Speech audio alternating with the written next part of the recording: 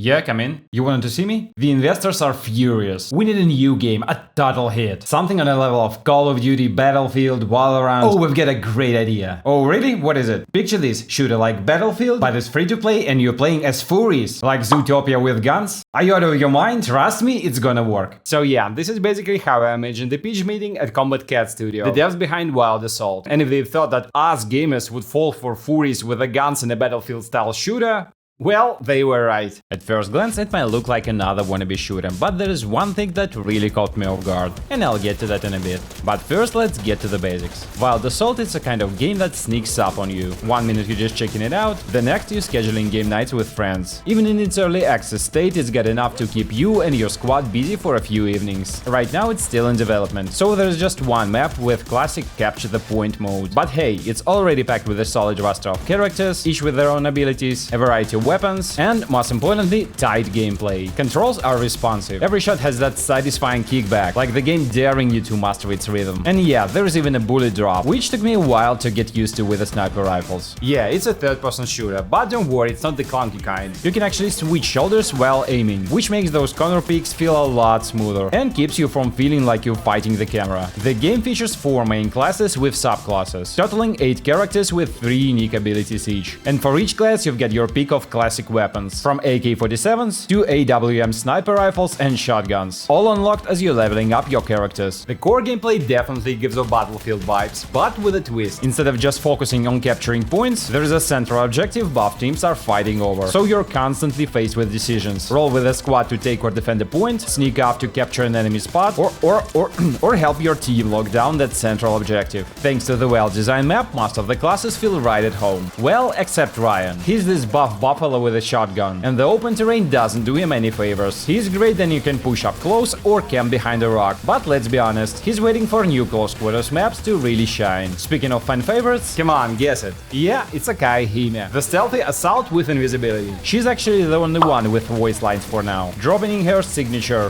Loading. every other kill. Can't say I agree with her though. As Reddit so aptly put it, you'll be able to get crazy kill streaks because half of the players will be using only one hand. Jokes aside, she's got a pretty high skill ceiling, especially since her guns aren't as powerful as, say, AK-47 on mid-range. Then there is Norman, the classic soldier type with an assault rifle, and a melee mode that is not super useful on this open map. But his rifles, oh, they shred. And let's not forget Jack, the wolf sniper with a wall hack mode. Think Widowmaker from Overwatch. His snipers got a great ideas, and lets you pull off those beautiful quickscopes sometimes. As I said, the bullet drop is there, but once you get the hang of it, you can do something like this. Position compromised.